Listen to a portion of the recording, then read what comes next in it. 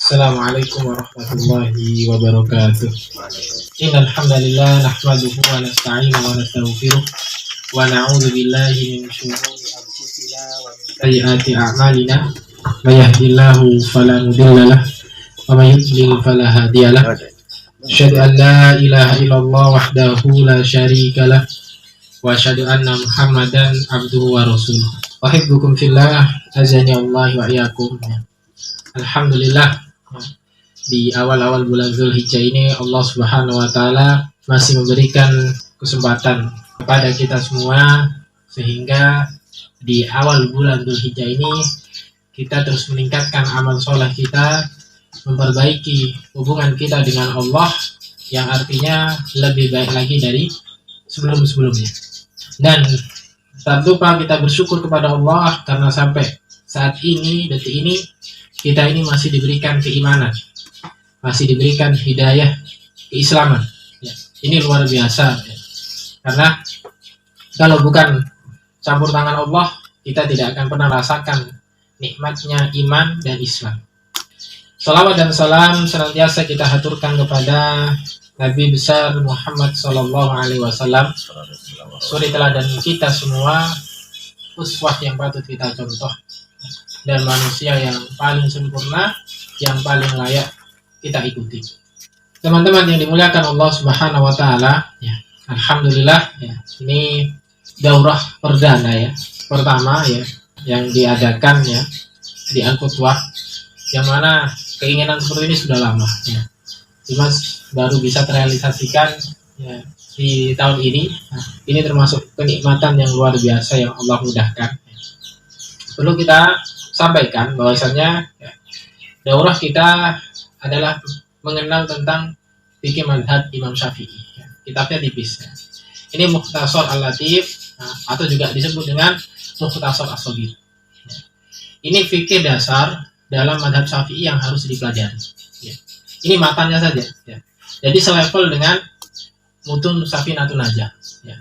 Jadi dua hal ini kalau kita ingin mempelajari fikih mazhab Syafi'i, dasar-dasarnya dulu dipaham agar nggak ada salah paham. Kemudian di sini saya juga bawa kitab Manhajus Salikin, ya. Tapi bukan madhabnya Imam Syafi'i. Ya.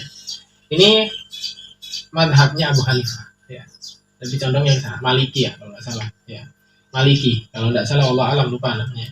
Dan ini juga ada sebagian asatidzah kita yang rujukannya ke sini, ada yang sebagian juga rujukannya ke sini. Ya. Dalam belajar fikih itu memang kita pertama harus mengenali fikih madhab dulu. Ya. Karena nggak serta-merta kita bisa belajar fikih atau bisa berijtihad sampai bisa berijtihad itu tanpa mengenal fikih madhab. Ya. Karena di situ para ulama madhab, Imam Syafi'i, Imam Malik, Imam Abu Hanifah, ya, mereka itu mengumpulkan bisa berijtihad seperti itu karena di situ mereka menyerap dari hadis Nabi Shallallahu Alaihi Wasallam yang sampai kepada mereka, kemudian mereka juga menukil dari firman Allah yang ada di dalam Al-Quran. Ya. Sehingga terhimpunlah buku-buku fikih, ya. Sehingga dikenal di kalangan kita dengan Al-Imam Al-Arba'ah, ya, 4 imam madhab, yang pada dasarnya ya imam madhab itu tidak dibatasi dengan 4 orang itu saja. Ada madhab Dohiri, ya. Kemudian ada madhab-madhab yang lain, ada madhabnya Imam Az-Zarkashi dan yang lainnya, ya. Tapi yang populer ya, yang populer di kita itu adalah 4 imam madhab. Di pagi hari ini insya Allah yang kita akan pelajari adalah mengenal fikih madhab dari mutun kitab Mukhtasar Al-Latif. Ini sebenarnya kitab aslinya itu lebih tebal dari ini, dan judulnya itu adalah Muqaddimah Al-Hadramiyah, ya. Jadi Muqaddimah Al-Hadramiyah, ya, itu sangat tebal, ya. Dan ini masih nggak sampai seperempatnya, ya. Jadi sangat tebal sekali. Sedangkan yang ini ya pengarangnya sama, ya. Al-Muqaddimah Al-Hadramiyah pengarangnya sama seperti kitab Mukhtasar Al-Latif. Jadi beliau ini sudah mensyarah, ya, menukil dari kitabnya Imam Asy-Syafi'i, ya, sehingga jadi Muqaddimah Al-Hadramiyah. Kemudian beliau ringkas lagi, ya. Yang ini Beliau ringkas tujuannya untuk memudahkan para ahli ilmu ya sebelum mempelajarinya lebih dalam ya. Jadi sudah ada pandangan di sana. Di sini yang namanya mutun itu tidak dilandasi dengan hadis atau dalil ya. Jadi ini adalah ringkasan dari kitab Muqaddimah Al-Hadramiyah, yang mana di situ di dalam kitabnya kalau kita baca dan banyak masyayikh yang sudah mensyarahnya ya, itu sudah ada dalilnya detail. Jadi kaulnya Imam Syafi'i itu selalu ada hujahnya ya. Nah, bukan tidak berdasar tapi ada hujah ya. Baik dalam nas ataupun hadis ya. Begitu pula dalam balaghahnya, bahasanya juga itu dijadikan hujah dalam mazhab Imam Syafi'i. Para jamaah yang dirahmati oleh Allah Subhanahu wa taala. Jadi cara garis besar ya, yang saya amati ya. Kalau kita belajar yang namanya belajar fikih ya, itu harus ada 3 manhaj tafakuh ya. 3 manhaj tafakuh yang ini menurut saya penting, walaupun banyak caranya, tapi yang saya perhatikan ini 3 manhaj tafakuh ya dalam memahami agama ini harus ada pada diri kita ya. Ya, sebagaimana dikatakan para ulama, ya. Yang pertama manhaj tafakuh itu yang pertama adalah harus tadarruj. Ya. Tadarruj itu artinya apa? Step by step, bertahap. Tidak bisa kita belajar langsung ambil kitab yang masalah khilafiyah, masail dan yang lain. Jadi harus bertahap. Kita harus tahu yang paling dasar terlebih dahulu. Sama halnya kalau kita di sekarang ya sekolah ya, nggak mungkin kan anak kecil langsung SMA, nggak mungkin, harus bertahap tadarruj ya. Zaman kita sudah ada pendidikan, ada TK, ada SD, ada SMP, SMA, ada universitas ya. Zaman sahabat, zaman Rasul, zaman Imam Malik itu nggak ada tuh ya. Tapi mereka dalam mempelajari ilmu mereka selalu bertahap tadarruj dari yang paling dasar ya. Jadi bertahap dalam mempelajari ilmu, memulai dari yang paling dasar ya. Seperti hanya yang kita sekarang ya. Kalau kita ingin belajar fikih mazhab Syafi'i ya dari dasar dulu. Nah, mungkin kita langsung belajar kitab Al-Um yang 9 jilid ya. Ya. Kita aja belajar kitab Al-Um itu baru jilid 3 masih sekarang ya. Nah, saya punya kitabnya Al-Um itu ya 9 jilid, itu pun masih jilid 3 dan bahasanya juga bikin pusing ya kalau kita nggak paham benar. Saya aja masih pusing ya. Jadi benar-benar harus dari dasar dulu, agar kita nanti ketika sudah langsung ke kitab induknya, kita lebih mudah. Kemudian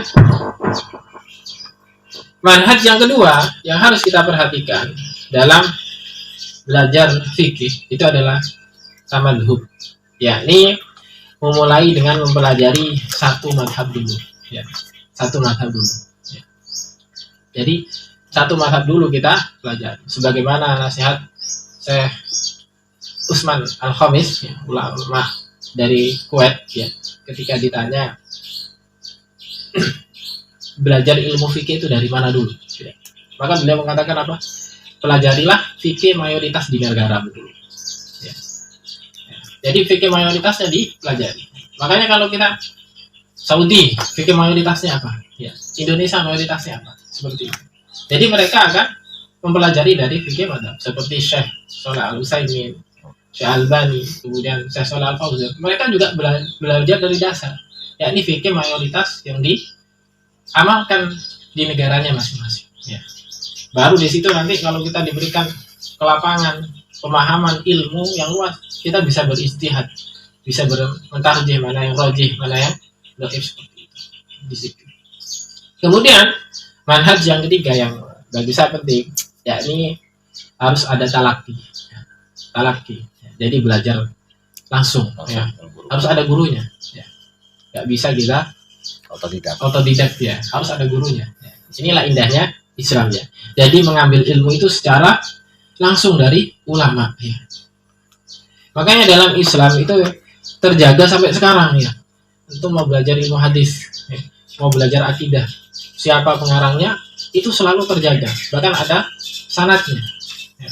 Selalu sampai sama pengarang kitab ya. Alhamdulillah ya, untuk saya pribadi dalam kitab Mukhtasar Al-Latif ini sudah dapat ijazah dari Syekh Labib, kemudian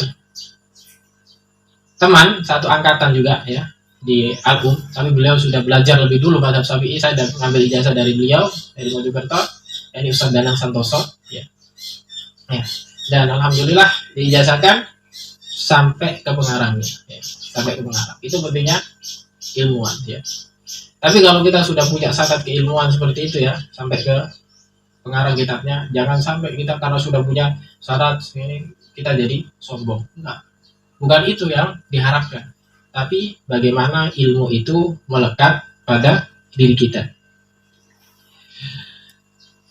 Teman-teman yang dirahmati oleh Allah Subhanahu wa taala ya. Jadi tadi tahapan-tahapan ya, manhajnya ada 3, tadarruj, tamadhub, talaqi. Di dalam tadarruj sendiri ya, itu masih ada pembagian lagi ya, dibagi lagi ya, metode tadarruj itu ya. Nah, jadi harus ada dalam 2 hal ya. Jadi tadarruj di sini dibagi menjadi 2 hal. 1, dalam mempelajari ilmu syar'i secara umum ya, itu pun harus tadarruj ya. Kemudian yang kedua, dalam mempelajari fikih secara khusus ya, itu harus tadarruj. Nah, kalau kita dalam mempelajari ilmu syar'i secara umum ya, itu ada tahapan-tahapannya, ada levelnya ya, ada step by stepnya ya. Jadi misal tahapan pertama ada yang namanya fardu ain ya. Tahapan kedua ada yang namanya fardu kifayah. Dan tahapan yang ketiga ada yang namanya sunnah. Nah, yang seperti ini ya.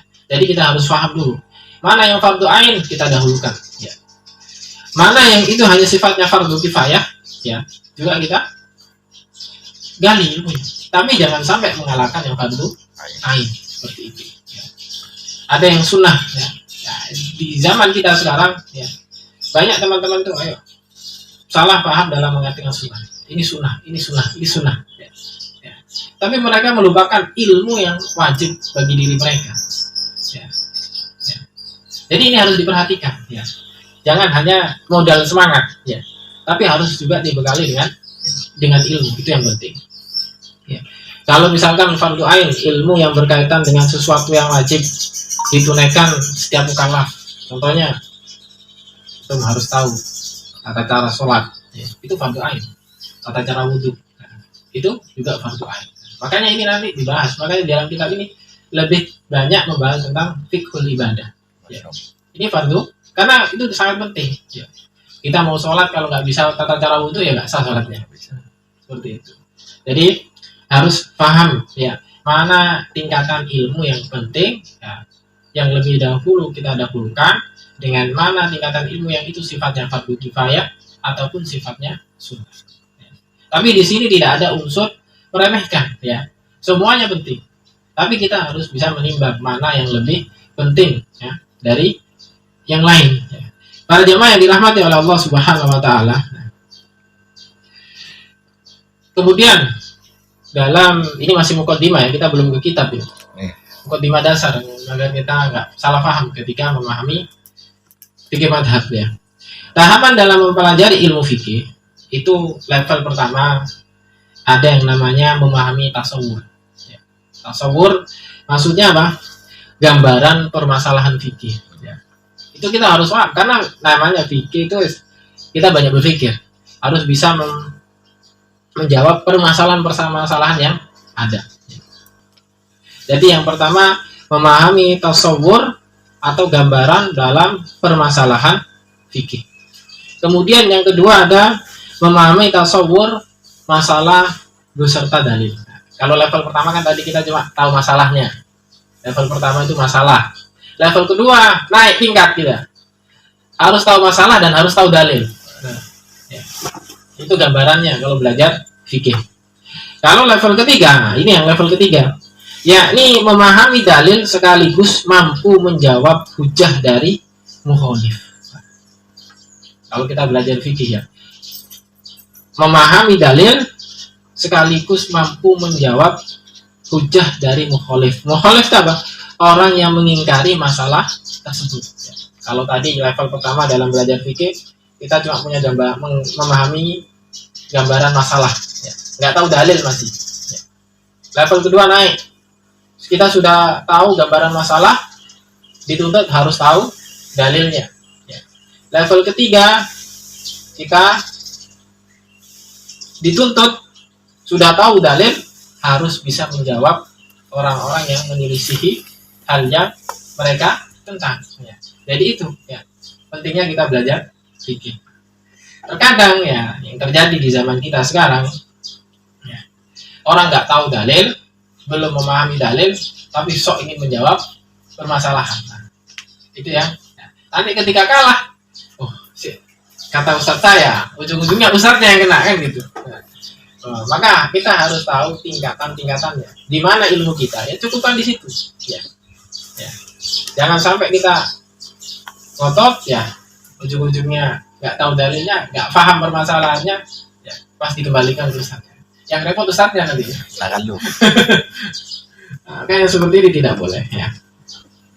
Para jamaah yang dirahmati oleh Allah Subhanahu Wa Taala.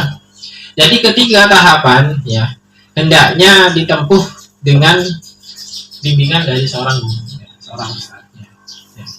Kalau kita memang benar-benar mau mempelajari di bidang fikih, ya cari guru yang di situ diakui keilmuannya mumpuni, ya, mampu untuk menjelaskannya. Ya. Jangan cari ke Google ya, guru kita ya, guru sekarang ya nggak butuh kiai dia, tinggal ketik banyak di situ ya, betul sebenarnya banyak ya lembaga-lembaga sunnah yang sudah punya web. Tapi apakah cukup sampai di situ? Tidak cukup. Ya. Karena terkadang kita walaupun kita ini saya dapat dari ini, misalkan tulisannya Soflan, ya. Tapi ketika di masyarakat belum tentu itu diterima. Makanya itu ya jangan dicukupkan dengan Google ya. Cari ya lain ya yang memang di situ apalagi berpengaruh di masyarakat. Para ikhwan ya, teman-teman yang dimuliakan oleh Allah Subhanahu Wa Taala ya. Jadi kita pahami dulu dengan benar tasawur, gambarannya itu bagaimana, permasalahan fikih yang ada pada setiap ibarat itu disampaikan penulis seperti apa, kita harus paham dulu ya.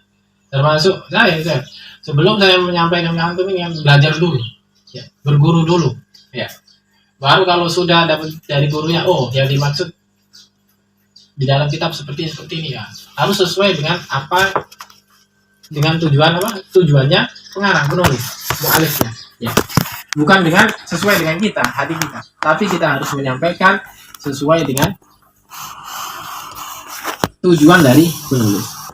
Salah satu ya yang baru kita pelajari ya dalil-dalil dari setiap masalah yang kita pelajari, dan di level ini bagusnya kita dibarengi dengan mempelajari usul kalau kita ingin benar-benar mendalami ilmu fikih. Nah, ilmu alatnya juga diperdalam, usul fikihnya juga ya, yang dasar saja ya. Nggak usah cari usul fikih yang ribet, yang dasar saja ya. Dari dasar dulu ya. Para jamaah yang dirahmati oleh Allah Subhanahu Wa Taala ya. Inilah ya tingkatan-tingkatan belajar fikih ya. Jadi tadi tadarruj ada dua, mempelajari ilmu syar'i secara umum dan fikih madhabnya. Nah, jadi penjelasannya seperti itu tadi. Kemudian ya permasalahan seputar tamadhub ya, manhaj yang kedua tadi tamadhub, yakni bermadhab ya. Maka di sini ya kita harus memahami yang pertama, urgensi bermadhab itu seperti apa sih ya. Gimana, apakah agama kita itu melarang bermadhab atau seperti apa seperti itu. Kedua, apakah wajib beramal dengan seluruh pendapat dalam madhab? Nah, itu yang harus kita pahami. Karena fenomena yang terjadi, banyak di antara kita ada yang berpendapat, ya nggak boleh bermadhab itu. Ya. Nggak boleh seperti ini. Padahal kita semua kalau kita rujuk kembali, ya madhab kita tetap kembalinya kepada Rasul. Ya. Mau kita ikuti Imam Abu Hanifah, Imam Malik, Imam Syafi'i, ya semuanya kembalinya ya ke hadisnya Rasul seperti itu. Ya. Kemudian ya, urgensi bermadhab ya. Memulai belajar fikih dengan satu madhab itu adalah jalan para ulama dari masa ke masa. Ya. Nah, antum kalau lihat ulama-ulama kibar ya, Syekh Utsman Al-Khamis yang kemarin ke Indonesia ya, daurah masyayikh ya. Itu juga belajar dari dasar. Syekh Shalih Al Fauzan ya, yang menjadi rujukan negara-negara Islam ya, fatwanya beliau diakui seluruh dunia. Itu juga kalau kita lihat biografi beliau, belajarnya dari dasar dulu. Satu mazhab dulu dipelajari, kemudian barulah ya. Kalau Allah berikan kefakihan dalam agama, kita bisa mampu beristihad, mengambil istinbat dari dalil seperti itu. Jadi ini dari masa ke masa sudah ada. Nggak mungkin kita tiba-tiba belajar fikih tapi nggak belajar dari mazhab, langsung ambil hadis. Nah, ya, antum kalau belajar hadis ya langsung ke hadis, tata cara wudhu itu nggak disebutkan, furudul wudhu nggak disebut, paling langsung hadisnya. Ya. Pertama ya basuh wajah, bukan nggak disebutkan satu rukunnya apa seperti itu. Kalau kita langsung belajar dari hadis atau ambil dari Al-Quran, misalkan idza kuntum ila sholati faghsilu wujuhakum. Ini ketika sholat kita disuruh basuh, apa maksudnya? Ya, basuh wajah, kemudian membasuh kedua tangan bersama dengan siku-siku. Kalau kita nggak belajar dari fikih kan nggak paham maksudnya. Ya, seperti itu. Jadi dari masa ke masa para ulama terdahulu itu memang mempelajari satu fikih mazhab dulu. Baru mereka ketika sudah mereka anggap wah sudah cukup, nah, mereka tinggal namanya perbandingan mazhab, cari dalil-dalil yang sahih, sudah mampu beristinbat, beristihad, maka di situ dibolehkan. Contohnya di sini ada namanya ulama At-Tahawi Ibnu Humam, ya. Beliau mempelajari fikih mazhab Hanafiyah, ya, Hanafi, ya. Kemudian ada Ibnu Abdul Bar, ada Ibnu Arabi, ya. Mereka juga memahami satu fikih mazhab, yakni fikih Maliki, ya. Kemudian ada Al-Muzani, Ibnu Katsir, ya, sering kita kenal, ya. Mereka juga memahami fikih mazhab Imam Syafi'i. Kemudian ada Ibnu Taimiyah, Ibnu Rajab. Apa yang mereka pelajari dalam fikih dasarnya? Yakni mazhab Hambali, ya. Ya. Jadi seperti itu. Ya. Ini contoh ulama-ulama terdahulu. Jadi tidak benar kalau ulama-ulama dahulu itu tidak belajar mendalami satu fikih mazhab. Mereka mempelajari dulu yang paling dasar sehingga bisa beristihad, ya, sehingga fatwanya sampai sekarang bisa dikenal. Dengan bermadhab, ya, seseorang atau seorang penuntut ilmu itu akan membangun keilmuan di atas fondasi yang kokoh, ya, yang telah dibangun oleh para ulama sebelumnya, ya. Jadi dia itu akan semakin kokoh, semakin yakin gitu, ya. Kemudian, ya, apakah wajib beramal dengan seluruh pendapat dalam madhab? Maka jawabannya tidak ada kewajiban. Ya. Nggak ada kewajiban. Ya. Contohnya, kalau di Indonesia misalkan mayoritas fikihnya katanya fikih madhab Syafi'i. Itu kalau jual beli, ya, di mana-mana kalau nggak ada ijab kabul, saya jual ini dan saya terima, nggak sah jual beli. Karena tuh kalau Infomaret, ya, kalau cuma dikasih tahu ini struknya Pak, ada member cuma ditanya gitu. Nah, kalau dalam mazhab Syafi'i itu nggak sah, Mas. Maka dari sini kita bisa mengatakan bahwasanya tidak harus mengamalkan, ya, satu fikih mazhab yang kita pelajari. Ya. Namun boleh bagi seorang penuntut ilmu untuk mengambil semua pendapat dalam mazhab dalam mengamalkan syariat, itu dibolehkan. Ya. Bahkan itu kata para ulama lebih aman. Ya. Bagi orang awam itu ya, jadi tingkatannya orang awam, ya, itu lebih amannya bermadhab, ya. Nah, dalam urusan ibadah, ya. Karena dia belum menyampai yang tadi yang saya katakan, tasawur, memahami masalah dan dalil belum sampai ke situ, ya. Dia hanya kalau kata orang Madura norok buntek saja gitu, ya. Ikut-ikutan saja, ya. Kalau ditanya dalil masalahnya belum paham seperti itu. Karena kewajiban, ya, mereka adalah beramal atas landasan ilmu. Nah, itu yang harus kita perhatikan. Kewajiban kita beramal harus dilandasi ilmu. Bukan karena suka, ya, senang. Saya suka melakukan ini, ya, saya lakukan terus. Enggak, bukan karena dasar utamanya adalah ilmu. Sebagaimana, ya, para ulama dahulu sudah mengatakan al ilmu qabla al qaul wal amal. Bahkan Imam Bukhari sendiri juga dalam kitab sahihnya mengkhususkan kitab al ilmu qabla al qaul wal amal. Karena itu sangat penting. Punya ilmu dulu baru beramal, bukan beramal dulu ilmunya belakangan. Nah, ini yang rusak nanti, ya. Dan yang kedua, ya, selain kita punya bekal ilmu, bertanya kepada para ulama. Nah, kalau ada masalah dalam misalnya agama, masalah apapun dalam bidang agama, baik tafsir, fikih dan yang kalau kita nggak tahu jawabannya, nggak paham, tanyakan pada ulama. Bukan kita jawab sendiri mau kita. Ya. Kalau cocok ya kita amalkan gitu. Nah, ini nggak sesuai gitu ya. Jadi masih mengikuti nafsu. Ya. Dan ketika ya kita beramal dengan pendapat madhab, maka sama halnya seperti mereka mengambil jawaban dari ulama. Ya. Jawaban dari ulama madhab di permasalahan tersebut. Dan dengan ini maka gugurlah kewajibannya di hadapan Allah. Kalau kita ya mengamalkan satu pendapat ya dari madhab Imam Syafi'i, karena 4 madhab ini semuanya didasari dengan dalil. Ya. Ya. Masalah tata cara wudhu, tata cara sholat itu semuanya didasari dengan dalil. Bukan mereka buat sendiri, bukan sendiri. Ya. Ya. Jadi yang seperti inilah yang harus kita pahami, kita perhatikan. Ya. Jadi kita harus benar-benar ya paham ketika ingin mempelajari suatu ilmu ya, khususnya dalam bidang fikih. Ya. Kita harus paham dulu fikih mayoritas daerah kita apa, kita pelajari dengan baik ya.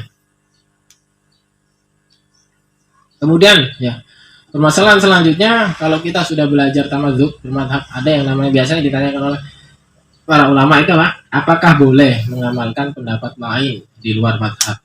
Ya. Kalau misalkan kita sudah, saya ini madhabnya Syafi'i, ya. Boleh nggak kita mengamalkan di luar madhab Syafi'i? Ya. Maka jawabannya tetap boleh, nggak ada larangan. Ya. Bahkan imam madhab yang 4, ya, kita mengatakan apa? Kalau ada pendapatku yang nggak sesuai dengan ucapan Rasul, tinggalkan, dibuang. Ya. Maka yang dari Rasul itulah pendapatku ya, seperti itu ya. Terkadang kita ini apa, karena sudah mengatakan saya madhab Syafi'i, nggak mau lihat yang lain ya. Tapi nanti kalau ada permasalahan di madhab Syafi'i itu terlalu tegas, cari pendapat yang lain dulu. Nafsu baru pakai imam yang lain dilihat. Oh ini menurut imam ini seperti ini, imam ini seperti ini. Maka yang seperti itu nggak boleh ya. Jadi ya, di dalam bermadhab kita boleh ya seseorang itu beramal dengan pendapat di luar madhabnya, boleh, baik pada beberapa keadaan sebab adanya hajat atau secara terus menerus. Karena saat mempelajari satu madhab tidak berarti serta-merta harus apa, ta'assub, fanatik ya. Kita nggak boleh fanatik ya. Yang harus kita fanatik ya kepada Rasul ya. Kalau itu sudah di Rasul, sudah kita fanatik ya ikuti Rasul ya. Bukan ngikutin madhab gitu. Ya. Dengan madhab dan wajibnya mengambil semua pendapat di dalamnya ya. Kemudian namun dalam hal ini ya seseorang tidak boleh menjadikan hal tersebut sebagai sarana untuk tatabbu ya. Tatabbu ar-rukhsah, yakni mencari pendapat yang mudah-mudah ya. Namanya yang mudah-mudah dari setiap madhab atas dasar hawa nafsu. Yang saya tadi sampaikan. Madhab Syafi'i terlalu keras. Ya. Ya. Contohnya yang nggak ada di madhab Syafi'i misalkan ya, orang acara kematian ya, itu nggak ada dalam madhab Syafi'i. Kalau kita lihat di madhab Syafi'i dikatakan sudah nggak ada lagi di dalam agama, Rasul nggak pernah mencontohkan, cari yang lain ya. Ya alat tolibin yang biasa dikaji, bukan di situ disebut bi'ah mungkaruh ya, sudah jelas, tapi cari yang lain, bukan mengikuti itu, cari yang lain yang membolehkan yang mana. Maka yang seperti ini tidak diperbolehkan. Kemudian apakah fikih bermadhab itu bertentangan dengan fikih dalil? Ya. Fikih bermadhab apakah bertentangan dengan fikih dalil? Maka jawabannya ya di sini ya tidak dikenal di kalangan ulama mutaqaddimin istilah fikih dalil. Ya. Tidak dikenal ya. Atau fikih tarjih sebagai lawan dari fikih madhab. Ya. Mereka hanya mengenal mutaqaddimin ulama terdahulu, hanya kenalnya yang fikih madhab seperti itu. Ya. Karena fikih madhab sendiri di situ isinya ada dalil, ya. Dalil-dalil semua, nggak mungkin dibangun karena pendapatnya orang yang membuat. Ya. Seperti itu. Karena setiap masail dalam fikih madhab tidak ditulis kecuali atas landasan dalil yang muktabar, ya, yang sudah diketahui, yang jelas, gitu. Ya. Nggak mungkin Imam Syafi'i buat kitab Al-Um ya, tiba-tiba nggak ada dalilnya sama sekali ya, nggak mungkin seperti itu. Atau kitab Manhajus Salikin ya, itu semua didasari dengan dalil. Jadi nggak ada, zaman dahulu itu nggak dikenal dengan fikih dalil, ya ulama dulu nggak mengenal. Mungkin masanya ada fikih dalil, mungkin baru zaman kita sekarang ya.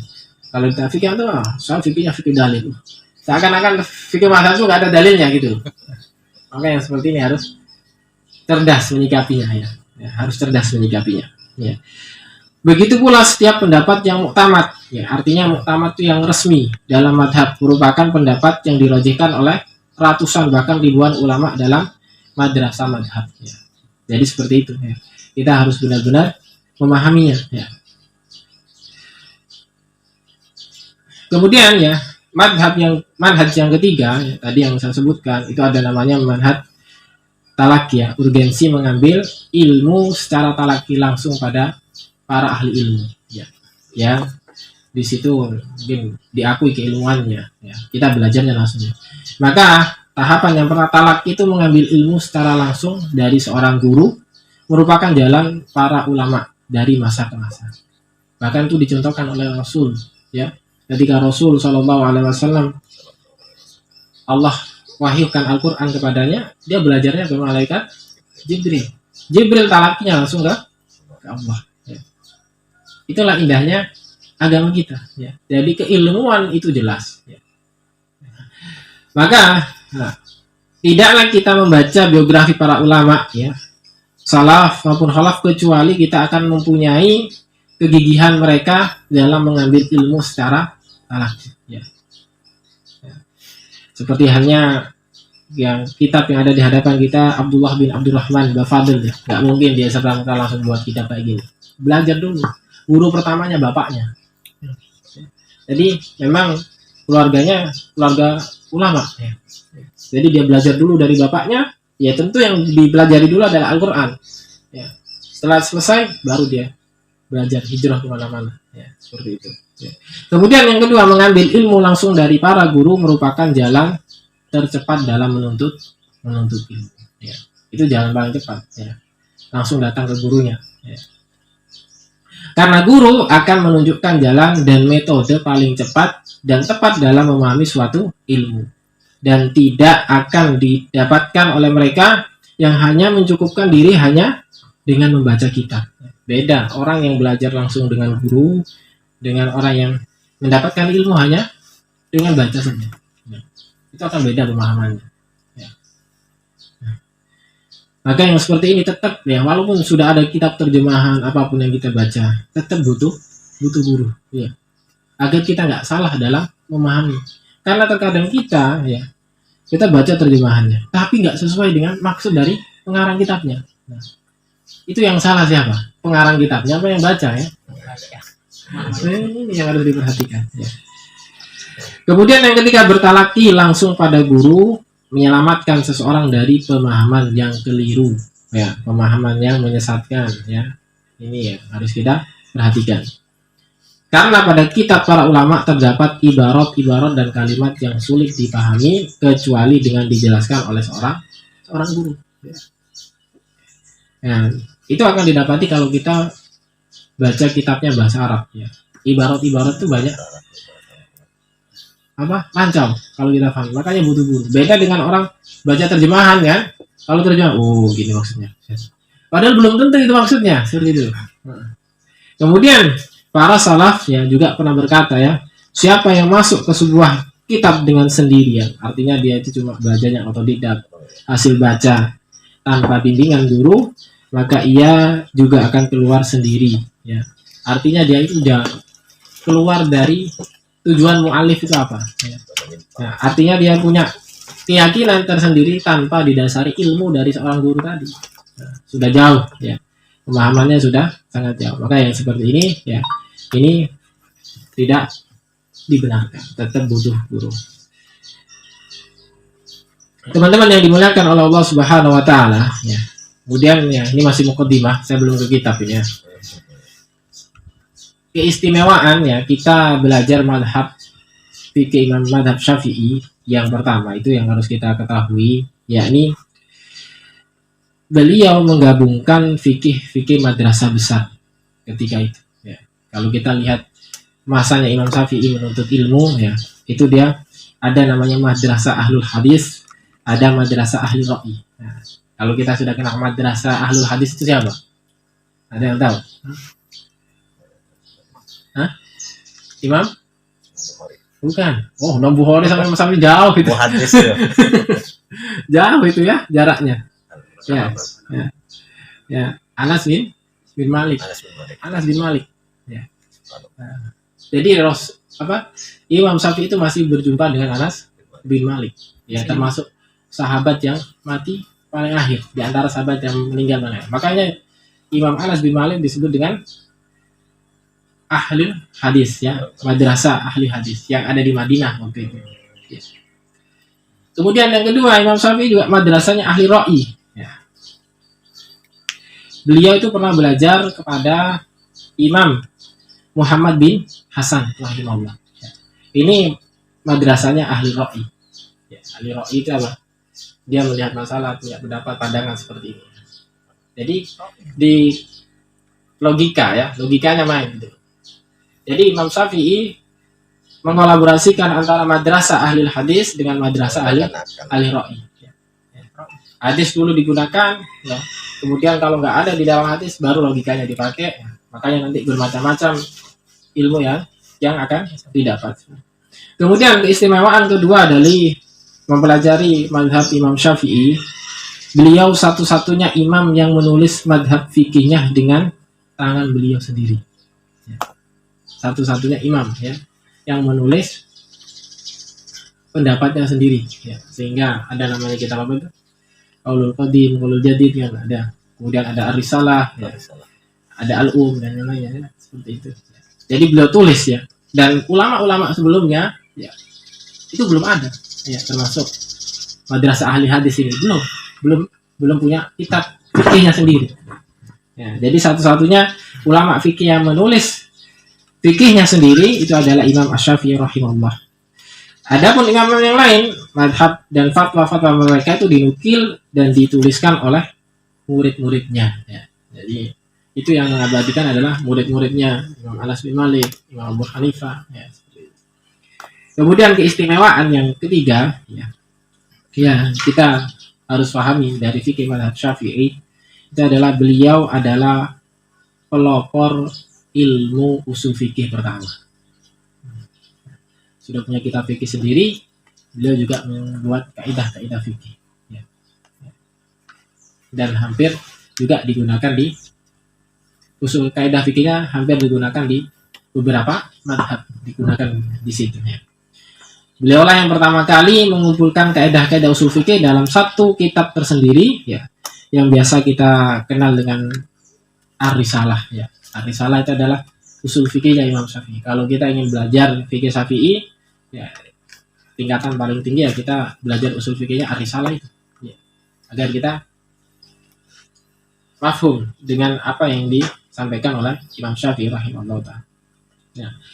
Nah, kurikulumnya kalau kita belajar fikih mazhab Syafi'i, yang pertama, ya, yang harus kita level, kalau kita angkat level pautnya, ya.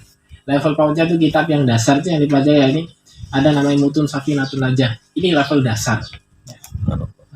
Kemudian ada Mukhtasar Al-Latif, ya. Ya. Ini juga paling dasar. Belum masuk tingkatan 1 gitu aja. Paling dasar, ya. Baru nanti naik level. Ada namanya Matan Al-Wayah wa Taghrib, ya. Kemudian ada Al-Yaqut Nafis, ya. Itu sudah naik tingkatan. Nah, naik level 1 baru, ya. Level 2-nya ada kitab Umdatus Sholiki wa Umdatun Nasi, ya, yang dikarang oleh Ibnu Naqib kalau nggak salah, ya, yang mengarangnya itu, ya. Kemudian ada namanya Minhajut Talibin wa Umdatul Muftin, ya. Ya. Itu adalah beberapa kurikulum fikih, ya, yang harus kita pahami kalau kita mau mendalami fikih mazhab Syafi'i. Nanti pun fikih yang Imam Malik, ya, Abu Hanifah dan yang lainnya, ya, itu juga ada kitab-kitab dasar yang harus dikuasai. Tidak serta-merta kita langsung belajar kitab misal Al-Muwatta, gitu. Alhamdulillah. Nah, nggak seperti itu, ya. Nah, teman-teman yang dimuliakan oleh Allah Subhanahu Wa Taala, ya, inilah, ya, mukadimah, ya, tentang kita gambaran kalau kita mempelajari fikih mazhab ya, khususnya pada saat ini kita mempelajari fikih mazhab Syafi'i ya. Walaupun bukan langsung ke kitab beliau. Nah, ya. Tapi kita ambil dari ulama-ulama yang mengatakan pengikut Syafi'i ya, mazhabnya Syafi'i. Kita masuk ke tarjim ya, biografi pengarang ya. Di sini Mukhtasar Al-Latif itu adalah ringkasan-ringkasan yang lembut, artinya gitu. Ringkasan ringan. Artinya permasalahan di sini itu permasalahan masih ringan ya. Tidak rumit ya. Ya, dari ini adalah ringkasan dari kitab Al-Muqaddimah Al-Hadramiyah ya, yang dikarang oleh Syekh Abdullah bin Abdurrahman Balhaj Bafadil ya. Yang mana ya, ya.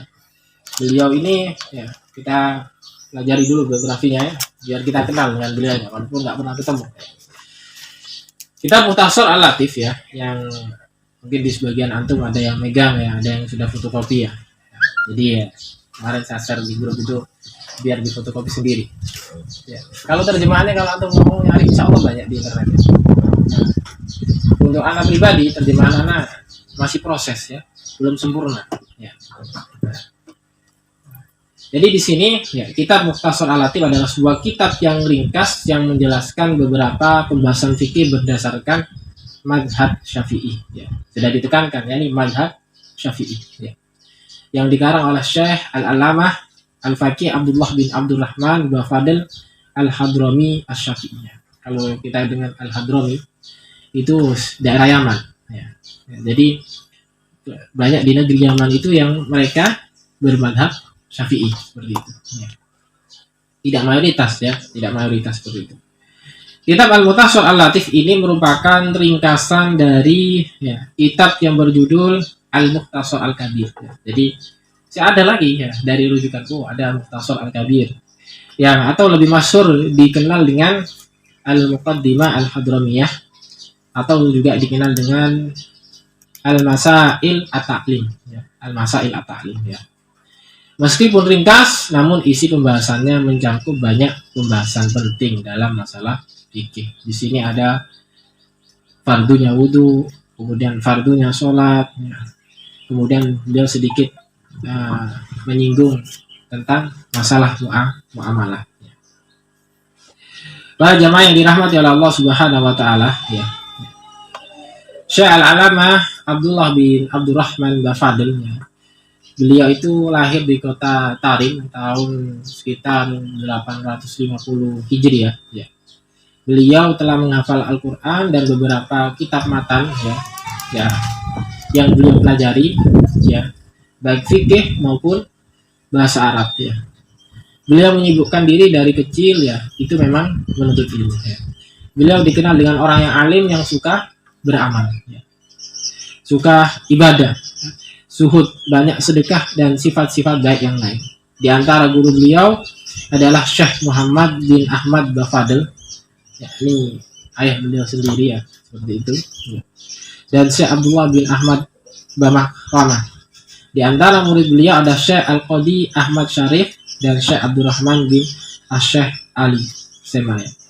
Dan beliau banyak memiliki beberapa kitab ya, yang sekarang yang kita baca, yakni Mukhtasar Al-Latif. Ya. Dan beliau wafat di tahun 918 Hijriah ya. Dan ilmunya, kitabnya sampai sekarang banyak dipelajari ya. Khususnya bagi mayoritas yang mengatakan mengikuti mazhabnya Imam Syafi'i. Itulah sekilas tentang biografi penulis kitab. Ya, dibuka halaman 1 itu Bismillahirrahmanirrahim. Nafa'allahu bi'ilmihi wa daran al-jannah ya. Di sini mu'alif mengatakan Bismillahirrahmanirrahim. Alhamdulillahirabbil alamin. Asyhadu an la ilaha illallah wahdahu la syarikalah wa asyhadu anna Muhammadan abduhu wa rasuluh sallallahu alaihi wa ala alihi wa sahbihi wasallam. Segala puji hanya milik Allah Rabb semesta alam. Aku bersaksi tiada sesembahan yang berhak disembah kecuali Allah yang Maha Esa dan tidak ada sekutu baginya. Dan aku bersaksi bahwasannya Muhammad hamba Allah dan utusannya. Semoga sholawat atas keluarganya dan sahabatnya. Nah, jadi pertama beliau mengawali kitabnya dengan Bismillahirrahmanirrahim. Ini adalah termasuk sunnah yang dilakukan oleh para ulama ya. Karena mengikuti apa yang dicontohkan Rasul ya. Ketika Rasul mengirim surat juga diawali dengan Bismillah ya. Juga ketika para ulama menulis sebuah karya kitab diawali dengan Bismillah ya.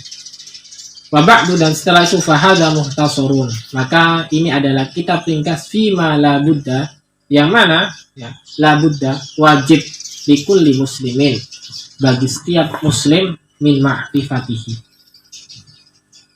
untuk mengetahuinya, au ma'rifati misli, atau mengetahui kitab yang semisal seperti Mukhtasar al-Latif. Min furudit thaharah, di antaranya adalah fardu-fardunya bersuci, wassalah, dan salat, wa ghairihima, atau dari selainnya. Fayajibu ta'allumuhu wa ta'limuhu, maka wajib untuk mempelajarinya dan mengajarkannya, mimman, dari orang yahtaju, membutuhkan, ilaihi, kepada ilmu tersebut, minar rijali wan nisa, baik dari kalangan laki-laki ataupun perempuan, wasigor wal kibar, baik anak-anak maupun orang dewasa, wal abid wal ahrar, baik hamba sahaya, yakni seorang budak ataupun orang yang merdeka. Di sini mu'allif mengatakan bahwasanya kitab ini ya, kitab yang sangat penting untuk dipelajari. Ya. Untuk mengetahuinya, beliau mengatakan, atau semisalnya, semisal ini, ya, yang membahas tentang pokok-pokok penting yang harus diketahui oleh seorang muslim. Ya. Jadi beliau menekankan ini kepada setiap kaum muslimin. Ya. Baik, kita mulai dari bab yang pertama, pasal yang pertama, babut thaharah ya. Halaman 2, babut thaharah. Babut thaharah, yakni bab bersuci. Faslun, pasal yang pertama, fi furudil wudu. Di dalam fardunya wudu ya. Fardu wudu. Furudul wudu sittatu asya, yakni fardunya wudu itu ada 6 perkara ya. Jadi saya baca dulu, nanti saya jelaskan ya. Yang pertama adalah al-awwalu an-niyatu, niat. Wahia imma niyatu raf'il hadasi awit taharati lis-sholati awil wudu'i.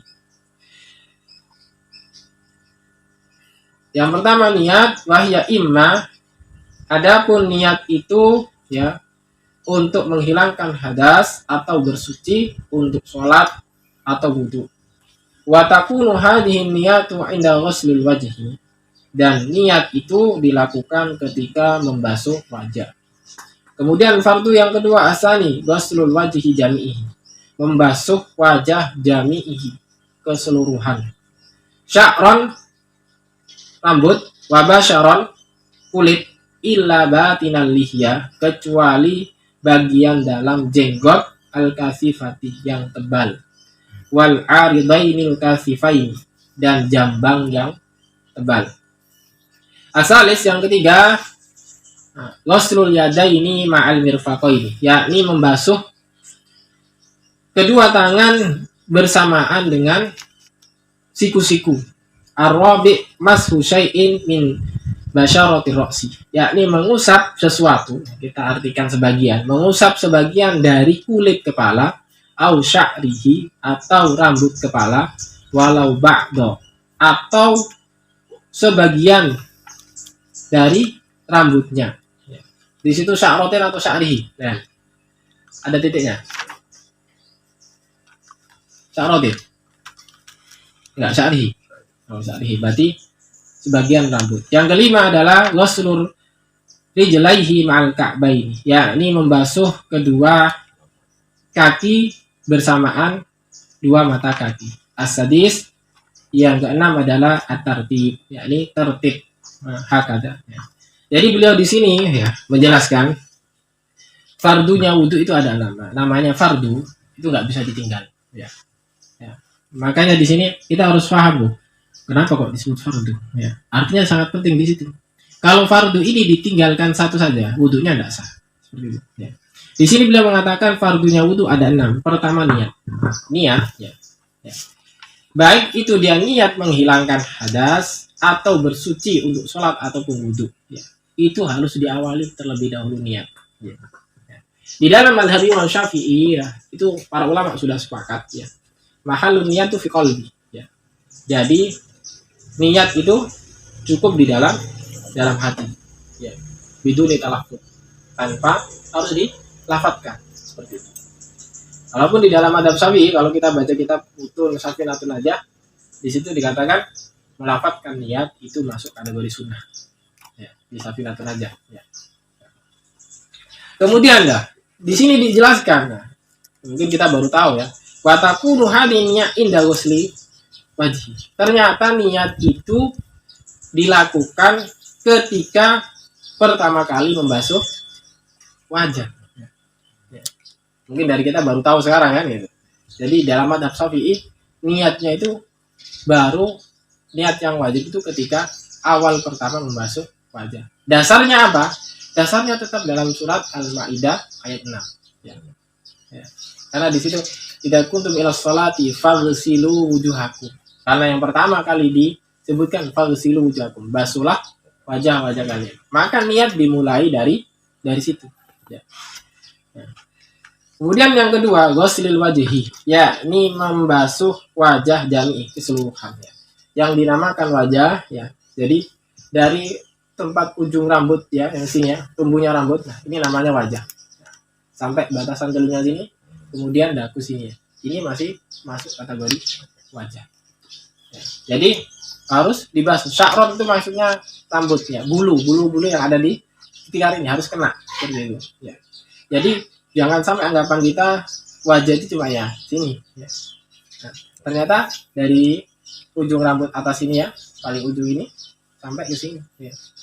Di bawah dagu ini masih masuk kategori wajah ya. Kecuali mempunyai jenggot yang tebal. Nah, kategori jenggot tebal itu bagaimana? Ya. Jenggot tebal ya yang tidak harus dibasuh ya. Di dalamnya itu kulitnya ya wajib. Kan di situ tadi disebutkan sya'ron wa basyaron. Rambut dan kulitnya harus kena. Nah, ya. Ternyata di sini ada pengecualian illa batinil lihya al-kasifaiti. Ya, ini kecuali bagian dalam jenggot yang tebal. Ya.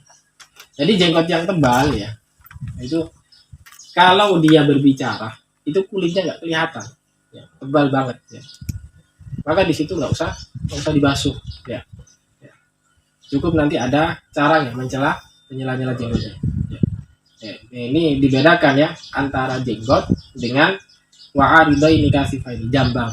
Ya. Jambang bahasa Indonesia. Sini dia. Brewok. Nah, brewok kan ya? Nah, ini brewok. Keres. Ya. Kalau kita lihat ya, saat kita yang brewokan, ini mereka nggak pernah membasuh sampai basah ya, harus disiram dan lain. Mereka cukup menyela-nyela saja, celah-celah gitu.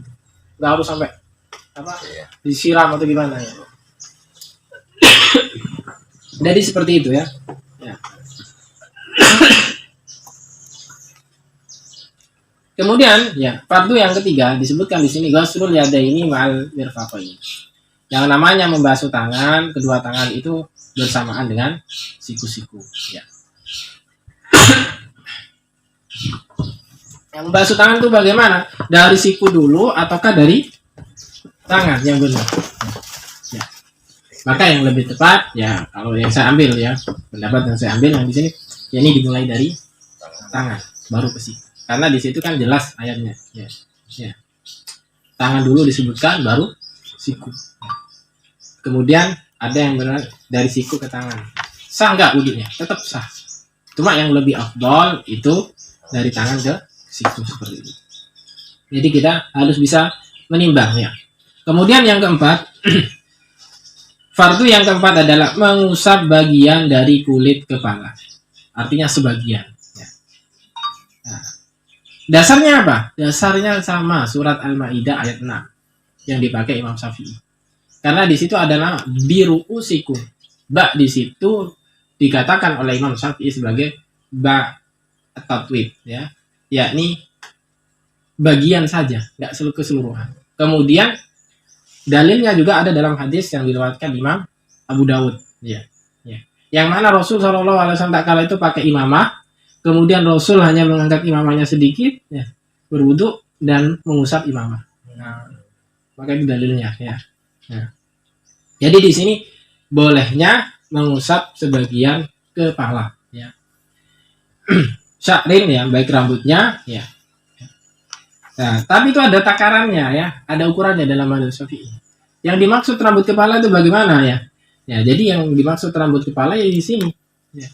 Kalau misalkan rambutnya itu menjolor ke bawah sampai alis, apakah cukup yang di alis itu yang enggak sah? Karena yang dikatakan di sini adalah biru usikum, kepala, bukan yang di depan wajah ya. Jadi kalau misalnya rambutnya panjang terlai sampai ke depan punya poni gitu ya. Nah, cuma depannya gini enggak. Jadi harus atasnya. Nah, karena Rasul mencontohkan seperti itu atasnya. Ya. Jadi nggak sah kalau cuma apa depannya saja, karena takut rusak lah rambutnya. Jadi cukup depan ini. Nah, nggak boleh. Namanya ru'us itu atas kepala, ya, yang harus dibasuh. Kemudian yang kelima ada nagosul rijlaihi ma'al ka'baini. Ya, ini mengusap kedua kaki bersamaan dengan kedua mata kaki. Dan yang keenam adalah tertib harus urut. Nah, inilah fardu wudu yang harus kita jaga. Tidak boleh kita tinggalkan. Ya.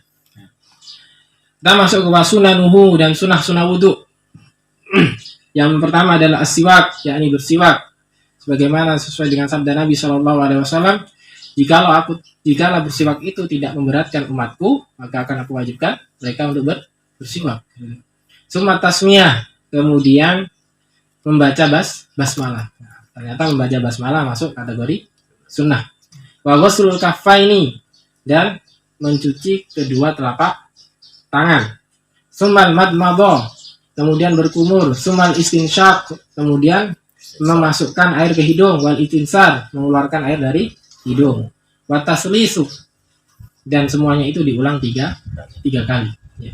Wa masu jami'i ra'si, dan mengusap seluruh kepala. Jadi mengusap seluruh kepala dalam mazhab Syafi'i itu masuk dalam kategori sunnah. Bukan alergi gak mengusap. Ya. Tapi kalau kita belajar betul ya, ternyata di situ masuk sunnah. Ya. Sumal udhunaini wassimakhaini. Kemudian mengusap kedua telinga wassimakhaini. Ya. Telinga kan ini ya. Wassimakhaini daun telinganya ini. Nah, jadi harus diusap. Wa tahlilul lihiyati al-kasifati, dan menyela-nyela jenggot ya, yang tebal. Jadi yang punya jenggot tebal itu disela. Kalau kayak saya ini nggak perlu disela, dibasahi sudah basah ya. Wa tahlilul asabi', dan menyela-nyela jari cemari. Wa tatwilul wurrah wa tahjil, dan memanjangkan wurrah wa tahjil ya. Maksudnya apa? Wurrah itu ada ya bagian wajah ya. Nggak harus kita batasi sampai di sini, bisa kita lebihkan ya. Tahjil ya, ini ketika kita membasuh tangan ataupun kaki, yang awalnya kalau kaki kita sampai siku-siku, kita lebihkan, itu masuk kategori sunnah. Begitu pula kaki, yang membasuh kaki, kalau kita tadi lihat fardunya itu cuma sampai mata kaki, boleh dilebihkan, itu namanya tahjil. Wal muwalatu, dan harus berkesinambungan. Wa tarkul isti'anati fi sobbi, dan tidak meminta tolong untuk disiramkan air wudu. Wa tarkut tansyifi, dan tidak mengeringkan bekas basuhan wudu tadi biharaqatin, dengan kain atau handuk ya. Baik, kita jelaskan nih. Yang pertama yang masuk kategori sunnah itu adalah siwak ya. Sebagaimana masyhur ya hadisnya, sering kita kenal. Cuma di antara kita ini ada yang alergi siwak. Artinya sebelum adanya sikat gigi, siwak itu sudah ada. Jadi siwak itu fungsinya selain untuk gigi, ternyata untuk lisan juga di zaman sahabat dulu ya. Sekarang kita ini alergi dengan siwak. Orang lihat kayak jijik dan yang lainnya. Padahal itu masuk kategori sunnah ya. Sunnah Rasulnya.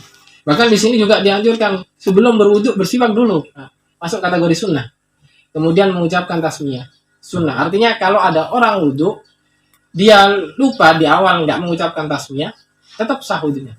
Kemudian dia ingat di pertengahan wudu dia mengucapkan tasmiyah, diperbolehkan, nggak ada masalah. Ya. Kemudian mencuci kedua telapak tangan. Nah, ini masuk kategori sunnah. Berkumur, berintisab, ya, ini sunnah. Dan semuanya itu diulangi 3 kali. Ya, 3 kali. Termasuk mengusap kepala. Ya, di sini adalah keseluruhan. Ya. Di dalam mazhab Syafi'i ya, kalau mengusap kepala secara keseluruhan, ya, itu cukup sekali seperti ini. Sudah nggak balik lagi ke depan. Ya. Ya. Jadi sudah cukup. Kalau itu dianggap sudah cukup dan kena rambut yang belakang hingga kulitnya, maka cukup seperti itu. Tapi kalau misalkan di situ rambutnya tebal, maka dalam mazhab boleh dikembalikan lagi ke depan agar semuanya terkena air wudhu tersebut. Ya. Kemudian telinga, nah, mengusap telinga masuk kategori sunnah. Ya. Karena kalau kita rujuk ke dalil Al-Quran, ya, fardunya wudhu itu ya, di situ nggak disebutkan wamsahu biru'usikum wa udhunainikum, nggak disebutkan. Ya. Jadi kalau kita wudhu misalkan sesuai dengan surat Al-Maidah ayat 6 tanpa beristinsar, tanpa madmadah, ya, tanpa mencuci telapak tangan ataupun tanpa mengusap telinga, wudhunya tetap sah. Ya. Kemudian sunnah yang yakni menyela-nyela jari. Nah, ini seperti jari tangan. Nih, kalau kita membasuh tangan itu sambil jari-jarinya disela. Ya. Ya. Bukan hanya menggosok bagian luar aja gini, tapi dalamnya juga disela. Ya. Digosok, ya, dibasuh. Ya. Baik itu jari kaki ya. Ya. Kemudian bolehnya kita melebihkan basuhan ya ketika wudhu ya. Wal mualatu, berkesinambungan. Nah, misalkan ada kasus ya, waktu wudhu tiba-tiba ada orang ketok pintu, nggak ada lagi selain dia ya. Kemudian dia pergi sebentar, bukakan pintu, lanjut melakukan wudhunya. Misal tadi dia ada tamu, pas dia waktu mengusap kepala ya, dia berhenti, buka pintu, setelah tamunya dibuka pintu masuk, dia melanjutkan wudhu ya.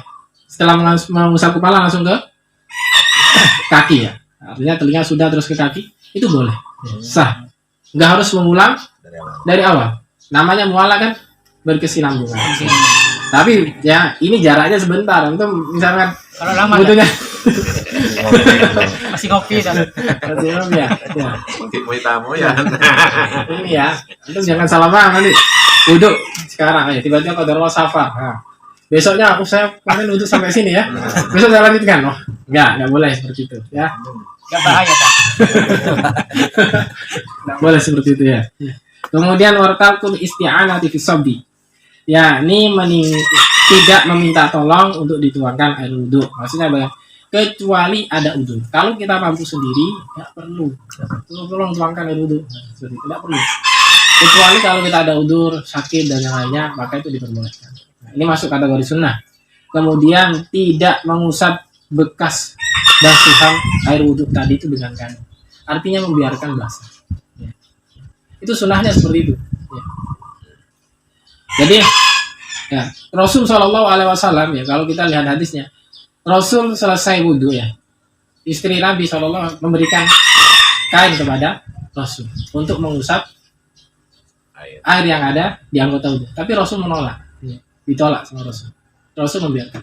Begitu pula makanya ada sebagian kan yang mengatakan mandi tidak usah pakai handuk, dibiarkan saja seperti itu. Ya, salah satu pendapatnya dengan peristiwa yang terjadi pada Rasul seperti itu. Tapi kan tergantung orangnya. Ada yang orang itu apa? Risih ya. Nggak enak kalau nggak dilap gitu. Nggak ahli. Nah, ini semua masuk kategori sunnah. Artinya ya, baik yang fardu maupun yang sunnah tetap kita amalkan. Ya. Ya. Selama kita bisa, kita amalkan. Kita ambil semua pahalanya di situ. Jangan hanya mencukupkan dengan yang fardu. Kemudian kita masuk ke pasal yang selanjutnya, faslun fi nawaqidil wudu, yakni pembatal wudu. Wa yanqudul wudu'a arba'atu asya. Pembatal wudu itu ada 4. Yang pertama al-awwalu al-khariju min ahadis sabilaini. Yakni keluarnya dari salah satu dua jalan. Al-qubul wad dubur illal mani. Ya, ini dari kubul dan dubur. Kubul itu kemaluannya laki-laki, dubur itu kemaluannya perempuan. Jadi yang membatalkan wudhu, ya dari dua jalan ini, illa mani, perhatikan, kecuali mani, ya tidak membatalkan wudu. Yang kedua, asani zawalul akli binaumin, hilangnya akal karena sebab tidur, au ghairihi atau selainnya, illa nauma mumakkin, kecuali tidur yang mumakkin itu yang mantap. Maksudnya mantap itu ya posisi nggak saling mantap ya. Nah, mak ada tahu minal ard, yang mana tempat duduknya itu masih menempel dengan tanah. Ya, artinya pantatnya itu masih nempel dengan lantai. Ya. Tidurnya seperti ini. Ya, ini mumakkin namanya. Ini tidak membatalkan wudu. Ya. Karena di zaman Rasul para sahabat itu menunggu sholat isya di masjid itu sambil ngantuk-ngantuk, sambil gini-gini. Ya. Dan itu tidak membatalkan wudu. Nah, ini yang dikecualikan. Kemudian yang ketiga, at-taqa'u basyaratayn rajuli wal mar'atil al-kabiraini al-ajnabiyaini. Yang ketiga adalah bertemunya dua kulit laki-laki dan perempuan yang sudah cukup dewasa, ya. Al-ajnibayaini yang bukan mahram. Ya. Jadi pembatal wudu ini bertemunya kulit laki-laki yang di situ sudah dianggap cukup dewasa, cukup umur. Ya. Bukan sudah dewasa ya, orang dewasa. Jadi al-kabira ini di sini bukan diartikan orang dewasa, tapi saya katakan cukup umur. Ya. Karena di zaman kita ada anak SD kelas 3 saja seperti anak SMP, badannya kan seperti itu. Jadi seperti itu. Jadi yang seperti ini kalau bersentuhan ini membatalkan wudu ya. Perhatikan, laki-laki dan perempuan yang bukan mahram. Yang keempat adalah masuk kubulil adami, ya, ini mengusap atau menyentuh kubul adami, ya, kemaluan Adam, siapapun itu, baik anak bayi, orang dewasa, itu membatalkan wudu. Kalau kita punya anak, kita cawiin anaknya, ya, itu membatalkan wudu. Au halaqati duburihi, atau memasukkan ke lubang duburnya bibatanil kafi, dengan bagian telapak tangan bagian dalam, ini bibatuni, ya, bagian dalam, au butunil asobi, atau menyentuh dengan bagian dalam jari jemari. Jadi yang keempat adalah menyentuh kemaluan anak Adam, ya, itu dengan bagian dalam telapak tangan maupun jari.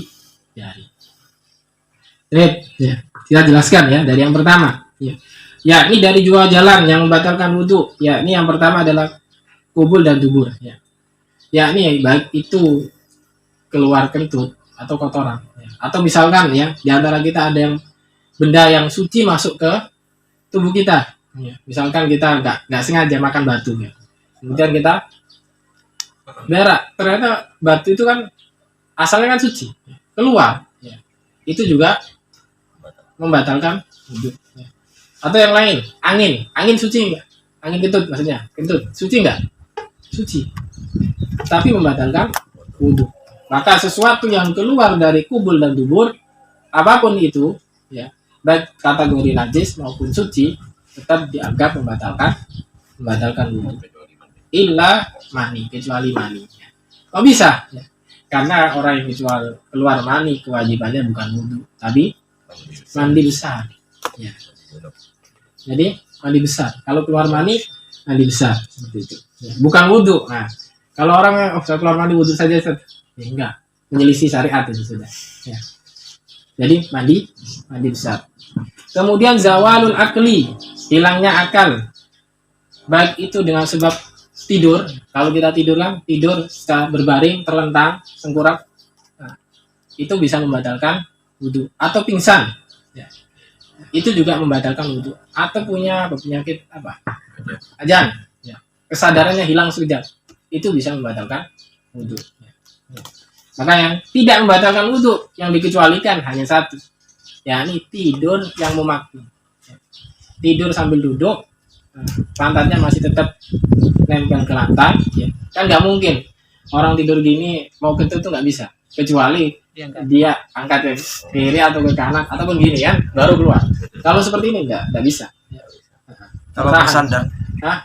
kalau bersandar duduk bersandar membatalkan juga. Nggak sampai membatalkan. Dengan pantatnya di dalam. Wah, intinya di sini kan tolak ukurnya adalah memakin mak'adahu minal ard. Pantatnya itu tetap nempel ke pantat. Ya, jadi seperti itu.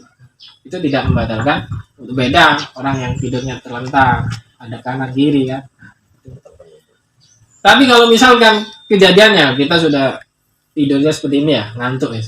Ternyata di samping kanan kiri kita ada orang ya. Dan orang itu dengar kalau tadi kita pas waktu tidur dalam keadaan memakin itu keluar angin ya. Maka ketika orang yang di sampingnya ini mengatakan, kamu tadi keluar angin, maka hendaknya dia berwudu. Jangan dia dalam mazhab Syafi'i nggak seperti itu. Karena sudah ada yang memberikan keyakinan di situ. Kalau ada yang sudah meyakinkan, maka segera wudu. Jangan tuh, mazhab Syafi'i nggak seperti itu. Nggak boleh gitu ya.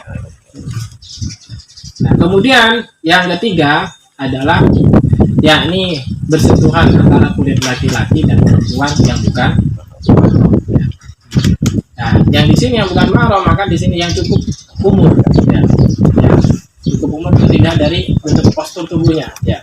Karena sekarang ada SD kelas 3 berapa postur tubuhnya seperti anak SMP.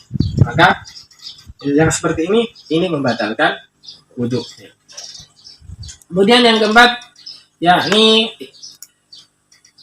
mengusap kemaluan anak Adam, baik itu memasukkan ya. Kalau mengusapnya itu dengan anggota telapak tangan bagian dalam ya, ini batal wudunya. Baik itu mohon maaf ya, kemaluan kita sendiri ataupun anak kita ya. Baik telapak ini ya, ini bagian dalam ya. Jadi kalau yang putih ya, kalau dalam mazhab Syafi'i itu yang tidak terlihat dalam bagian telapak tangan itu yang membatalkan wudu. Misalkan seperti ini.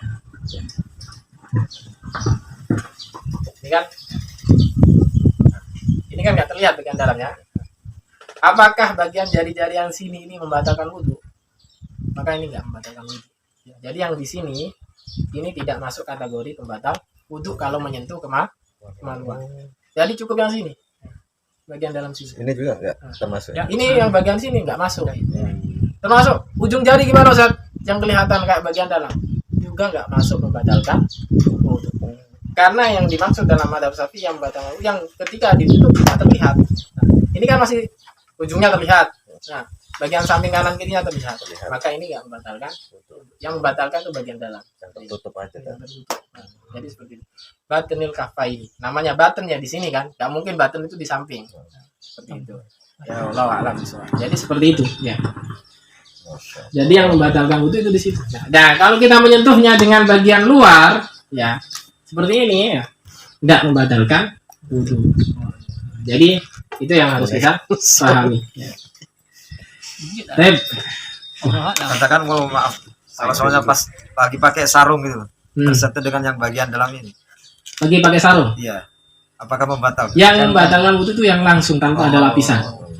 Tanpa ada lapisan ya. Kalau masih ada lapisan seperti ini kan tidak bersentuhan secara langsung. Yang namanya masul kubul adam itu langsung bersentuhan. Ya. Nggak ada pembatas atau perantara. Maupun tidak sengaja. Sengaja maupun tidak sengaja sudah batal. Atakul. Kening popon lu apa sengaja. Tak sarung kan.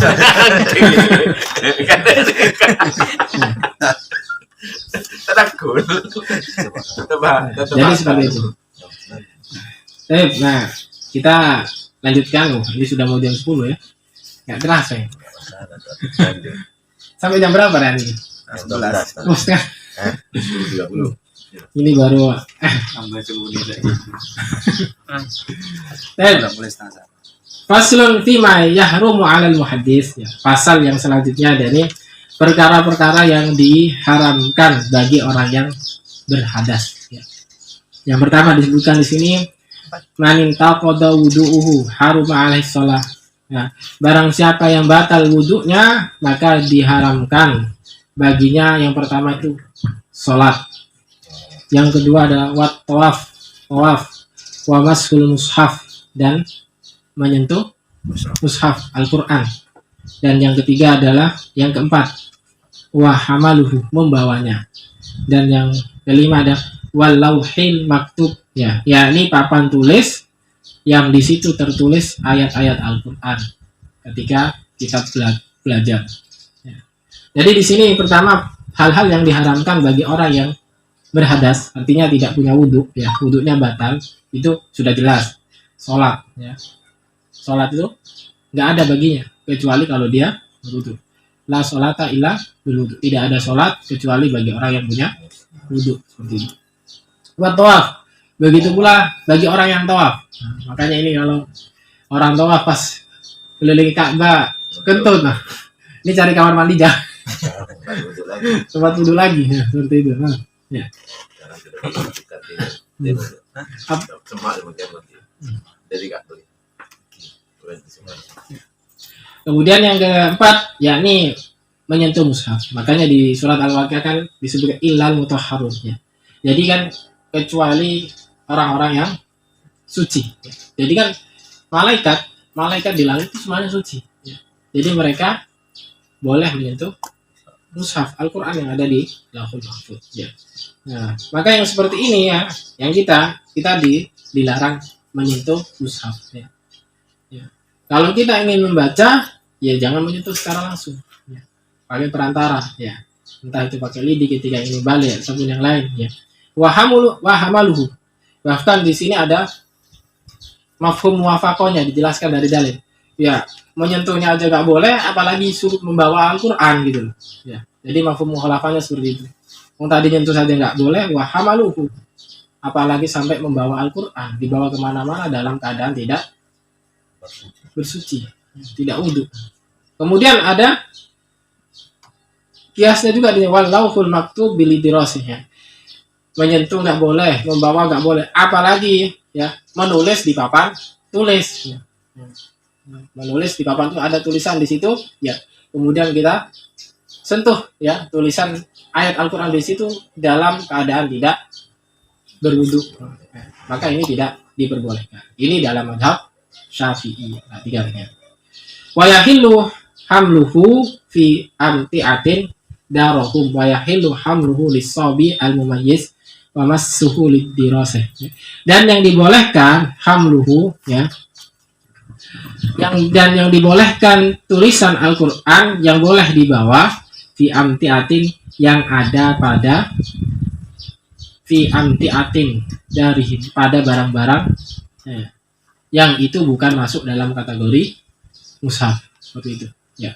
Wa yahillu hamluhu lis-sabi al-mumayyiz ya. Dan dibolehkan ya membawa Al-Qur'an untuk anak-anak yang sudah mumayyiz. Kalau dalam madhab Syafi'i itu ya yang namanya mumayyiz itu apa? Ketika ia diberi pertanyaan dia mampu menjawab ya. Dia bisa membedakan halal dan haram. Itu sudah dinamakan sudah mumayyiz ya. Enggak nunggu usianya 15 tahun 9 tahun atau nunggu balik dulu, enggak. Jadi kalau dia sudah mampu menjawab pertanyaan dengan benar, itu sudah mumayyiz. Seperti itu. Wallahu a'lam bishawab. Ya. Ada pertanyaan ya, sebelum dilanjutkan sedikit dengan bab masuk kamar mandi. Ya.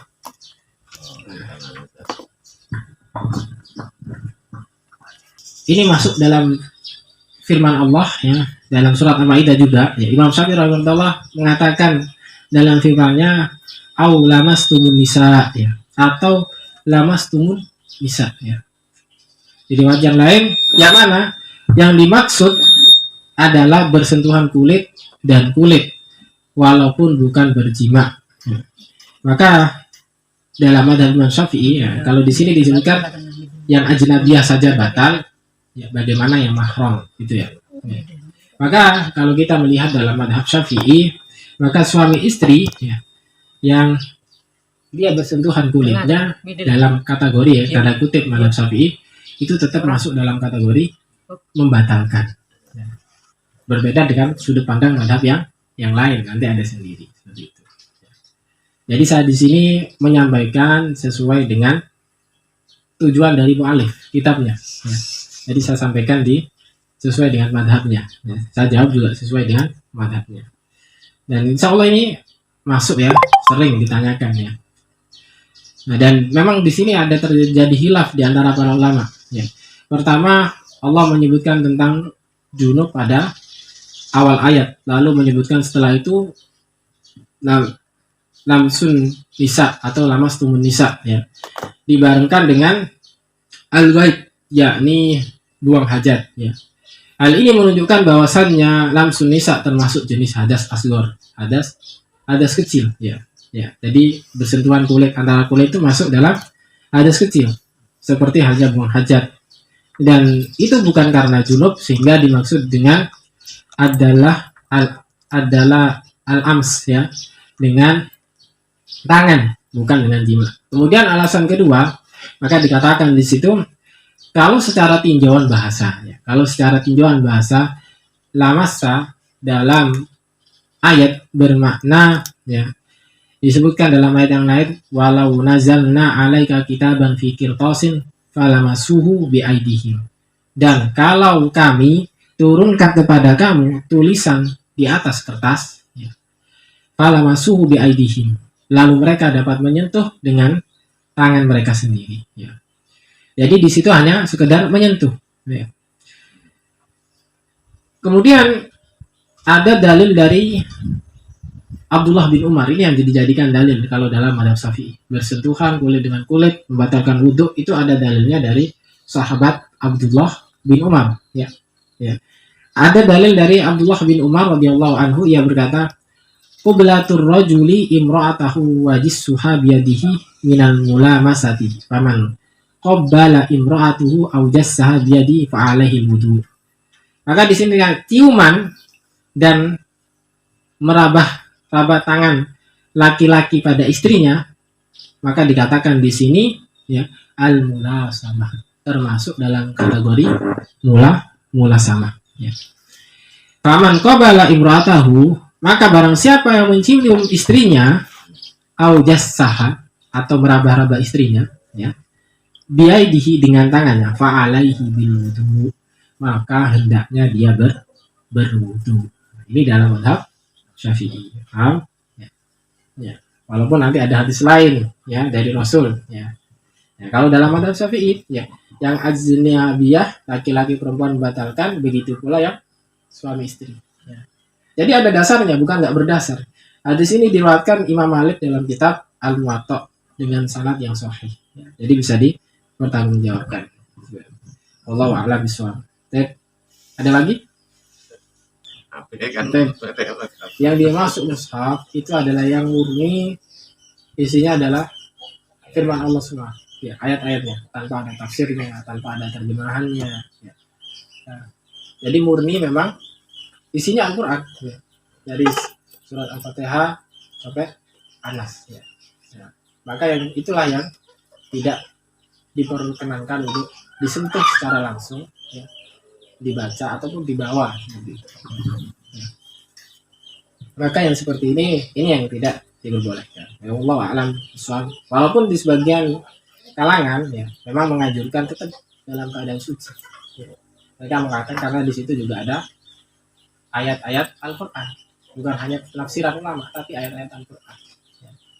Tapi kalau dalam pendapat lain, di situ dilihat, ya, lebih banyak mana tafsirannya apa ayatnya. Ya. Kalau lebih banyak tafsirannya, maka itu tidak masuk dalam kategori mushaf. Tapi kalau beli banyak ayat Al-Qur'annya di situ, ayat Al-Qur'an semua tanpa ada tafsiran, maka itulah yang dikatakan mushaf. Wallahu a'lam bishawab.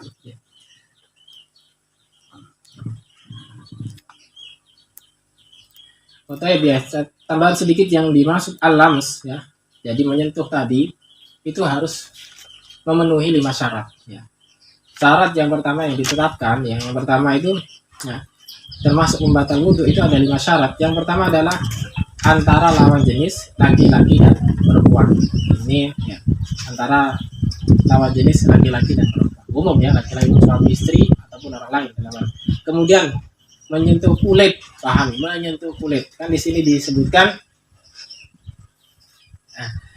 iltiqa ubasyaratai rajuli, kulit, ya.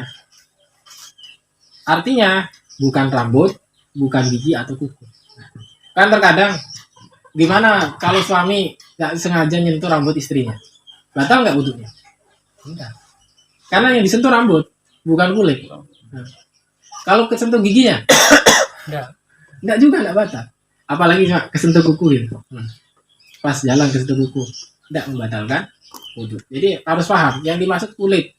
Basyaratai rajuli awil mar'ah, ya. Jadi kulitnya, ya. Kemudian yang syarat ketiga ada hail. Hail itu apa? Tanpa penghalang, ya. Tanpa penghalang. Artinya kulit dengan kulit itu langsung bersentuhan. Tapi kalau suami istri, ya, ataupun laki-laki perempuan bersentuhan masih ada penghalang, misalkan ada nyentuh bajunya, ya, nyentuh misalkan pakai kaos tangan, ya, itu tidak membatalkan wudhu, seperti itu, ya. Kemudian yang keempat, kalau itu diiringi dengan syahwat, maka harus wudhu. Kemudian di sini juga ditekankan juga ini sesama bukan mahram, juga dikatakan sama bukan mahram, ya. Jadi bersentuhan kulit dengan kulit, baik dengan syahwat atau tanpa syahwat, yang menyentuh itu tangan, badan atau anggota tubuh lainnya, baik sengaja maupun tidak sengaja, ya. Jadi hal ini sebagaimana keumuman ayat dalam surat Al-Maidah ayat 6, dan kalau tidak salah bisa dicek lagi tadi surat An-Nisa ayat 43, kalau tidak salah bisa dicek kembali. Wallahu a'lam bishawab. Ada lagi? Kita lanjutkan sebentar, ya. Kalau tidak ada kita lanjutkan di adab dahilul khalaq, ya. Faslun fi adab dahilul khalaq. Bab pasal yang selanjutnya yakni adab masuk khalaq. Khalaq itu toilet, WC, ya. Ya. Maka di sini beliau mu'alif rahimahullah, ya, mengatakan yuqaddimu dakhilul khala'i yasarah, mendahulukan kaki kiri ketika masuk ke WC atau ke toilet. Wa idza kharaja yuqaddimu yaminah, dan apabila keluar dari WC hendaknya mendahulukan kaki kanannya.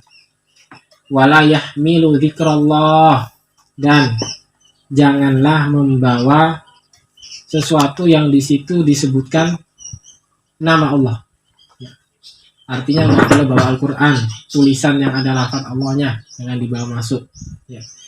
Wasma rasulihi wa nahwuhu wal Quran, dan nama Rasulnya, artinya ada namanya Nabi kita Muhammad, itu nggak boleh dibawa masuk ke kamar mandi, ke WC atau semisalnya, atau dari Al-Quran. Wa yughatti ra'sahu, kemudian menutup kepalanya, ya. Kalau dia buang hajat menutup kepalanya. Kenapa kok dikatakan wa yughatti ra'si? Karena zaman dahulu toilet itu nggak tertutup seperti kita, ya. Jadi maksudnya tutup kepalanya, dia itu menjauh dari halayak umum, ya. Tidak menampakkan mukanya, ya. Dia bersembunyi ketika buang hajat. Wayabud, menjauh. Wayastatiru, dan tertutup, artinya nggak ada orang yang lihat. Ini adab-adabnya. Nah, jadi adab yang harus kita pahami, pertama masuk kamar WC atau kamar mandi itu kaki kiri dahulu, keluar ke kanan, kemudian tidak membawa lafaz atau barang-barang yang ada lafaz Allahnya ataupun bahkan nama Rasul Muhammad Sallallahu Alaihi Wasallam, apalagi sampai bawa mushaf ke kamar mandi. Itu yang nggak diperbolehkan. Kemudian wala yabulu fima'in raqibin, dan tidak boleh kencing di air yang menggenang. Ya, dalam madhab Syafi'i itu nggak boleh kencing di air menggenang. Air menggenang seperti apa? Ya, kolam ini kan menggenang, nggak mengalir, itu nggak boleh. Ataupun kolam-kolam renang itu nggak boleh. Itu masuk kategori menggenang, nggak mengalir. Kayaknya takut kan. Udah mengalir itu. Enggak, umumnya sekarang kan toilet yang duduk atau yang jongkok, yang angsa, kan ada airnya, nggak boleh ya? Hah? Nggak boleh gitu. Itu kan mengalir rasanya. Itu kan ada toilet. Ada kan anunya, apa namanya? Bisa dialiri. Mbak mandi. Klosetnya itu ada air menggenangnya kalau itu pakai sistem angsa itu kan mesti ada air. Yang dimaksud air menggenang ya, mesin ya. Air menggenang, air itu memang nggak mengalir sama sekali. Ya. Untuk pembuangan juga nggak ada. Ya, seperti halnya ada danau kecil ya. Ya. Danau kecil ya. Kolam ada. Kemudian dia kencing di situ. Nah, akhirnya kan nanti kalau yang kencing satu sih nggak masalah. Kalau satu kampung ke sana semua, ya, berubah sudah jenis airnya itu. Nah, kayak seperti ini. Makanya dalam adab sapi itu main rokidin, kencing di air yang menggenang itu nggak boleh. Ya. Wakolilon, jarin, dan air yang sedikit, airnya sedikit nggak boleh juga. Air yang sedikit itu kalau dalam adab sapi itu air ya, yang bisa digunakan suci itu minimal 2 kula. 2 kula itu sekitar berapa? 200 liter atau 1000 liter? Lupa saya. Ya. Jadi 2 kula ya. 2 kula ya. Itu berapa? 80 kali 80. 80 kali 80 ya. 80 kali 80 berarti ketemunya berapa liter itu? Volumenya itu. Mungkin sekitar 1000 liter ya? Ada sekitar. Enggak sampai 600-an. 600 liter. Jadi 2 kula. Ya. Wa mahabbin rihin. Ya, kemudian enggak boleh buang hajat itu di wajufrin, lubang. Enggak boleh buang hajat di lubang. Ya, misalkan kita lihat ada lubang apa gitu. Karena cocok enak ini ada lubang. Tetap enggak dibolehkan. Ya. Karena di situ bukan tempatnya mau. Beda. Batu Pak Aki. Ya. Kecuali kalau orang dulu kan mungkin apa namanya? Kakus ya. Nah, kalau kakus nggak masalah. Memang jamban itu pembuangan untuk itu. Maksudnya kalau kita lihat sudah kebelet, ada lubang di sana enak. Cocok itu nggak boleh. Ya. Wa mahabin lihin. Ya. Dan tidak boleh buang air kecil di tempat angin yang berhembus. Misalkan kita kencing ya, angin di mana-mana. Namanya anak kecil biasanya kalau kena angin kencingnya kan kemana-mana, terbang kemana-mana, itu nggak boleh. Main-mainan. Itu nggak boleh. Ya, jadi kencing di lubang saja itu nggak boleh. Di tempat yang ada angin yang berhembus kencang itu juga nggak boleh. Wadil limaksudin, dan juga tidak boleh membuang kencing di tempat orang-orang biasa berteduh. Ini ya diperhatikan, nggak boleh ya. Kemudian wasak kebin, dan juga tidak boleh buang air kencing di jalan, watah tasajaratin musmiratin, dan juga tidak boleh buang air kencing di bawah pohon yang ada buahnya. Sering kita biasanya kalau sudah kumpul cari pohon aja, kalau dapat yang besar kencing di situ. Ya, ternyata di sini juga tidak boleh. Walayatakallam, dan tidak boleh berbicara. Ya. Ketika buang air kencing ataupun air besar. Wa yastabri'u minal bauli, dan adab yang selanjutnya ini membersihkan dari air kencing. Wa yaqulu idza dakhala, dan hendaknya membaca doa ketika ia masuk kamar mandi dengan bismillah, Allahumma inni a'udzubika minal khubuthi wal khaba'is. Ya, yang masyhur ya. Dan apabila keluar kita membaca doa ghufranaka alhamdulillahilladzi adhaba annil ada wa afani. Biasanya kan kita dengar di ghufranaka. Ternyata di dalam hadis ada lagi ya. Doa ketika keluar kamar mandi. Ghufranaka alhamdulillahilladzi adhaba annil ada wa afani. Aku memohon ampun kepadamu ya Allah, dan segala puji hanya milikmu yang telah menghilangkan gangguan dari diriku, wa'afani, dan menjaga kesehatan. Jadi itu tambahannya. Jadi beliau selain menyebutkan tentang taharah, beliau juga menyinggung adab-adab ketika ke kholak ya, ke WC atau ke toilet. Jadi harus memperhatikan. Tapi pasal yang terakhir ya, yang kita akan bahas, faslun fi mujibatil wasli. Ya, ini hal-hal yang mewajibkan seseorang itu mandi. Wajibul wasli min khamsati asya. Maka wajib mandi itu ada 5 hal. Min ilajil khosyafati fil farji. Yang pertama adalah memasukkan kepala kemaluan zakar laki-laki kepada kemaluan wanita. Ya. Ini terlepas dari sudah nikah ataupun tidak. Ya. Artinya kalau seseorang itu sudah memasukkan dakarnya ke duburnya wanita, maka kewajibannya mandi. Ya. Tidak. Baik itu orang yang berzina, ya, itu punya kewajiban mandi. Ya. Ya. Kemudian yang kedua, wamin khurujil mani, yakni dari keluarnya mani. Kemudian yang ketiga, waminal haidi, dan dari keluarnya darah haid. Dan yang keempat adalah wan nifasi, dan dari keluarnya darah nifas. Wal waladati, dan darah yang keluar karena sebab melahirkan.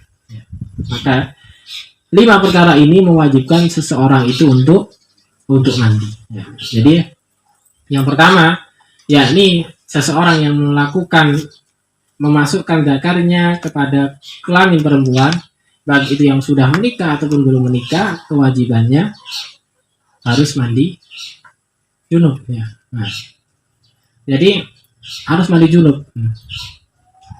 Terlepas dari dosa yang ia lakukan. Kalau misalkan dia melakukan zina, ya, seperti itu. Kemudian keluarnya mani, darah haid dan nifas. Nah, ini biasanya kalau nifas, ada orang melahirkan, ya, keluar darah, tapi setelah itu nggak keluar nifasnya. Ya. Ada juga mungkin, ya, tapi ini mustahil. Nggak mungkin orang melahirkan nggak keluar darah sama sekali. Itu mustahil. Ya. Tapi kalau keluar darah, maka mewajibkan seseorang itu harus mandi, ya, mandi besar, ya, dengan niat tadi itu. Ya. Jadi mandinya dengan niat mandi besar, bukan hanya mandi biasa. Ya. Jadi harus ada niatnya.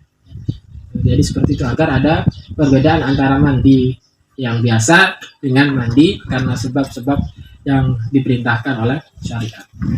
Baik, inilah beberapa bab yang kita pelajari, ya. Semoga yang sedikit ini bermanfaat, ya. Sebelum satu ada pertanyaan seputar yang Kalau keluar mandi itu gimana tuh? Udah harus mandi dulu. Mandi. yang diperintahkan, ya, ketika itu sudah tegas, ya, orang yang keluar mani itu harus mandi. Bagaimana dengan madi dan apa satunya? Wadi. Ya. Ya. Yang dua hal ini masuk dalam kategori apa? Benda najis atau benda suci? Najis. Mani suci apa najis? Suci. Ya.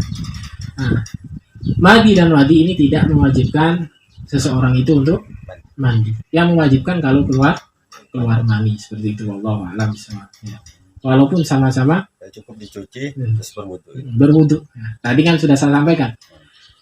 Apapun yang keluar dari kubul dan dubur, baik itu benda yang suci ataupun benda yang najis, tetap kewajibannya berwudu. Wadi dan wadi masuk kategori benda najis. Sedangkan mani masuk kategori suci, tapi kewajibannya besar. Allah a'lam bishawab. Mohon maaf ini. Kemaluan dimasukkan ke dubur. Nah, dubur ini kan kemaluan perempuan, baik itu pantat ataupun apa kan. Kalau kita bukan berbicara kotor, ya. Maka tetap di situ, ya, ada kewajiban bagi seseorang itu, ya. Karena dia sudah berjima. Artinya kalau berjima itu dia itu nggak harus masuk, nyentuh saja itu sudah punya kewajiban. Bagaimana kalau kelakuannya laki-laki sama laki-laki? Ya. Ini sudah menyelisih syariat, otomatis sudah besar, sudah masuk dalam kategori liwat, ya. Wallahu a'lam bishawab. Itu yang bisa saya sampaikan. Aku lupa lihada, astagfirullahaladzim. Semoga bermanfaat. Kita tutup dengan doa kafaratul majlis. Subhanallahumma wa bihamdika asyhadu an la ilaha illa anta astaghfiruka wa atubu ilaik. Assalamualaikum warahmatullahi wabarakatuh. Waalaikumsalam warahmatullahi wabarakatuh. Alhamdulillah.